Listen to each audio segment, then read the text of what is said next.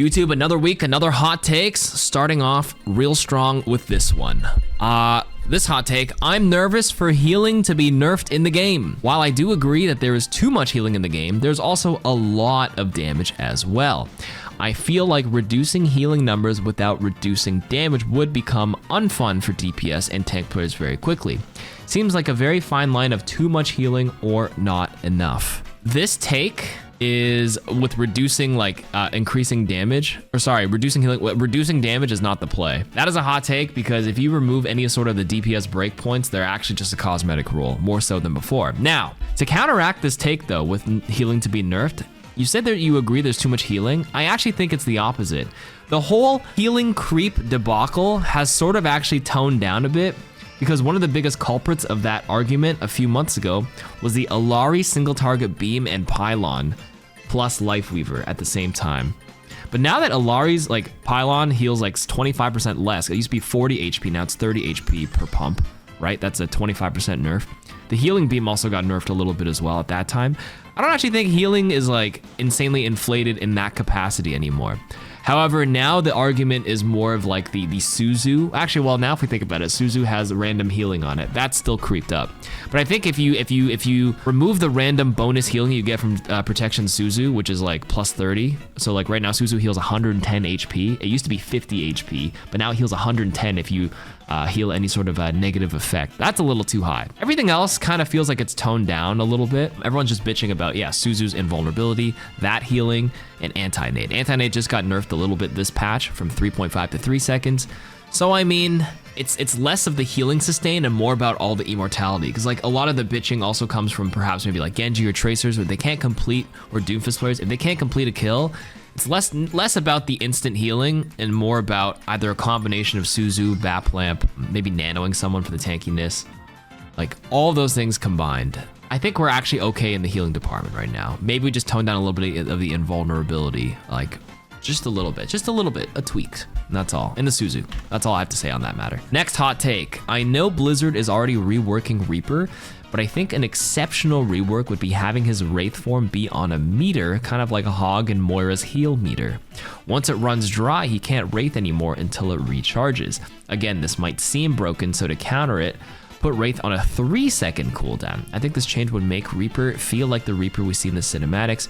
His Wraith wouldn't be just be used to get out of a fight anymore. He would feel like an actual threat. Honestly, you're kind of cooking with this one, but you have to really be careful with the timing. I was worried until you mentioned the 3-second cooldown, then it seems a little bit more reasonable. Right now, as it stands, Reaper in a vacuum, not a bad hero because he does do a lot of upfront damage, does burst down specific targets. If he can close the gap, he can absolutely destroy backlines. But the problem is obviously closing the gap. If you have to burn Wraith to gap close, then you already have no escape tool, which really sucks for his current state, or his current hero kit. A little outdated. It was a 2015 designed hero, right? Or 2014, really. You punish him with your small 3-second window. I will counter and say, if you give him invulnerability every 3 seconds, that is pretty strong. Very strong, actually. 3 seconds, that's basically having Suzu on a 3-second cooldown, if you want to put it that way. Other DPS players trying to fight a duel of Reaper will literally have to deal with an insane ability. So my counter to that would be maybe instead of 250 HP Reaper, you put him at 200 HP, but you can keep a Wraith on go invulnerable. That might actually increase frustration, which is something they don't want to do. Obviously, Blizzard's always we want to increase fun, remove frustration. At least that's what they're saying, the direction they want to go to. I'm just iterating off of your idea. Lower his HP to 200 HP, so he's not invulnerable, and 250 HP, which is a little insane. Okay, next hot take actually opens up with, I don't think this is really that much of a hot take, but I think they should add a talent system, something that changes up the way you play a character a little bit. For example, for Rein, could be that every fire strike does increased damage with every person it passes through. If it did 100, the second person would take 130, the third would take 160. Nah, that's pretty much a hot take. You say you don't think it's a hot take, but I think it's a hot take. This would just make balance incredibly hard if people could spec into talents. Balance is already hard as it is with 38, 39 heroes right now. Imagine having more variables to consider with every single change. It would be a nightmare. I think talents are a cool system, but it should be left for the PvE and other aspects. As a fast-paced FPS doesn't really fit with the talent system. You can leave talents to stuff like Heroes of the Storm, maybe Paladins, but I don't know. I kind of like the simplicity and the itch that Overwatch scratches without the overcomplication. Mauga, as of early January 2024, isn't broken by himself. He's only in the meta due to the overabundance of healing. If you don't have a healer like Ana that can juice him up constantly, he's dead almost instantly because of that insane hitbox.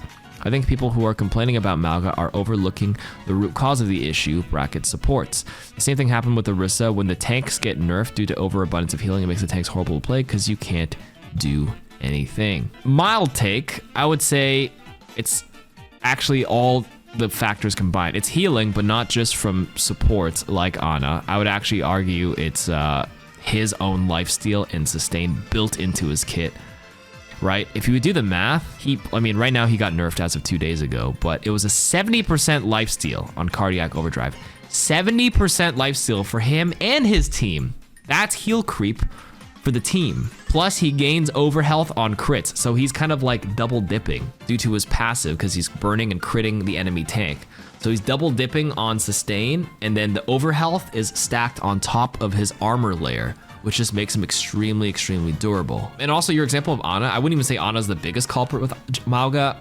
The biggest one is, well, I mean, friendly nade on the Mauga certainly helps, but you play Ana to counter their enemy Mauga, but like Kiriko was the big one because of the Kitsune combo inside the cage. The Suzu is always guaranteed 110 amplified healing because Suzu again heals 80 plus 30 on negative effects. If you're burning, you get 110 healing on Suzu. The invulnerability gives you a little bit of time. So all those things combined, it's a mild take because you're not wrong about the healing, but it's not completely about the supports in this case. I think it was his built-in kit just had too many little things adding up together. But now they toned it back and people are saying Mauga is dead, but I disagree. I played ranked the past 2 days on the new patch. Still saw a small amount of Maugas, and they actually beat me twice, 3 times. Although it was the same player for 2 of the games, and then one of the games the guy just played Mauga, probably because he just got used to it and enjoyed him. But you're not wrong with the same thing with Orisa. Orisa is also like very strong relative to the amount of resources that gets pumped in. But if you think about it, a lot of any tank or anybody who gets a lot of healing resources should be pretty strong. You pocket a high energy Zarya with nano and you pump heals. You pump heals into a Ramattra, he pops his ultimate. I feel like a lot of tanks are very hard to kill if they get a lot of healing resources, so it's not just an Orisa or Mauga thing. Bad take, Bob should have an ultimate he uses automatically if he does enough damage. Also, Echo should be able to copy Bob and give Torb's turret its own ultimate, but it no longer changes Torb's ult while we're at it. Yeah, this is also a bad take because again, we're overcomplicating a hero that doesn't need too many tweaks. I think most people are pretty happy with Ashe. I think Ashe is good. Great hero. Same with Torb. Like a turret's annoying and a lot of people argue about that, and especially in the lower ranks. But they already tuned back the turret quite a bit, so it's less reliant on that and more about Torb's actual primary fire thing. I think Torb's fine. It's just altception. Too many alts. If Ashe sends out Bob, Bob should send Ashe back in. If you ever play Neopets, you have a pet, and then your pet can have a pet, and they called it a pet. This is 20 years ago. I don't know if they went even deeper. I haven't logged in Neopets in a while. Next hot take. Push is actually one of the best modes in the game. Most of the games feel like a tug of war as it was intended to be. Most people only remember the games that were steamrolls because of negativity bias. There are obviously cases where it will be a steamroll, but it's probably closer to the other modes in terms of how likely a steamroll occurs. I mean, this is not really, it's less of a hot take, more of just a personal opinion. If you ask people in general, you're eventually gonna run into people who actually enjoy push, who enjoy Flashpoint. I don't disagree with you saying it's it's a good mode. Definitely not the best mode, because my personal preference is I like hybrid and I like control the most, and then I like Flashpoint, regular payload. I do like push the least, but it's certainly better than 2CP. So steamrolls, we don't have the data on that, but I will say steamrolls do happen on all maps. Maybe you're not wrong with the negativity bias. People tend to remember the negative things that happen to them. I mean, I got steamrolled on like Route 66 earlier today. Doesn't mean it doesn't happen more. It doesn't mean it happens more often on payload or push. It depends. I don't have the data to support that, so I can't, affirm your claim. I think there should be more gimmicky heroes. Lifeweaver was a weird hero, but to me, that's what gave him charm. Not all heroes need to be competitively viable to be a good hero. Give heroes some absolutely bonkers abilities sometimes. I actually somewhat agree with this take. I don't want to use the word gimmicky, But like throwing some new shit like Life Grip, it's kind of cool.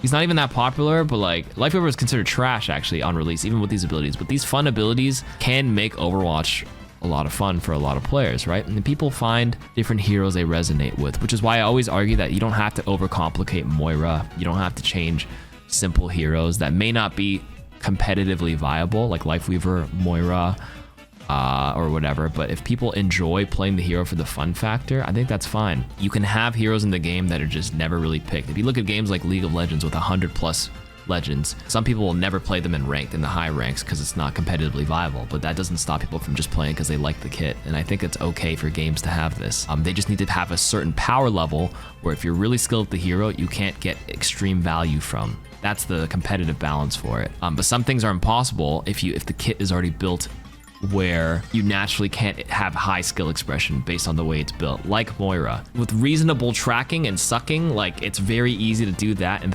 pick an orb. That's it. The biggest skill expression is maybe tracking on your coalescence and maybe fade jumps, but that's very little compared to many other heroes in the game that have a lot more elements to show off their skills. Anyways, I agree though. I think some cool shit that won't be broken in ranked. Oh, like in Heroes of the Storm, you can do like Cho'Gall, where you can like have 2 people play 1 hero.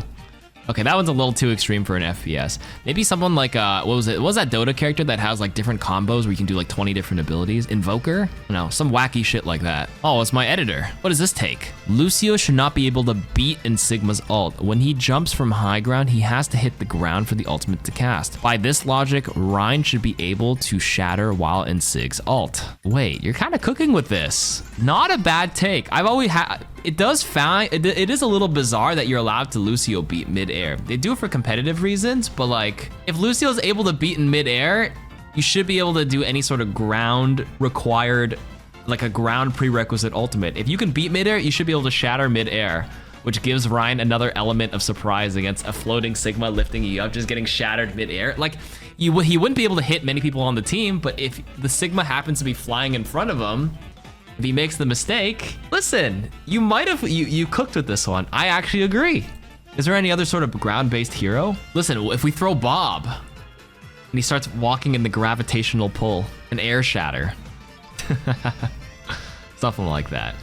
You know, something to consider. I'm not down with it. I'm okay with this. At this point, I want a 9v9 casual mode, closer to what TF2 is. Just a way to have fun and have a bunch of crazy interactions all the time in a relatively stress-free environment where everyone's individual impact is lessened. I'm sick of all the sweat and toxicity all the time for every single game for both teams. I think this would be a blast. 9v9's kind of crazy, but like I'm down as an arcade mode. I think if you play COD, isn't there like Ground War where you have like 20 versus 20? Just throw in a mode with a lot of things. The only concern is queue times.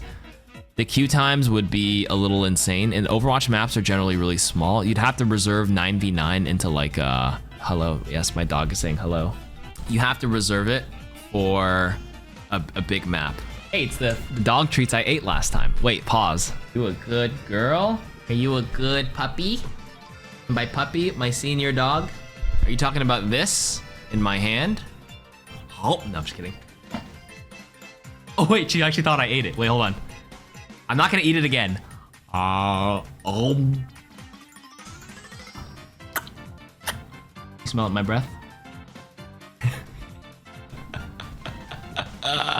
Okay, here. Okay, here. Sit. Shake. Ah, that's a good shake. Kiss.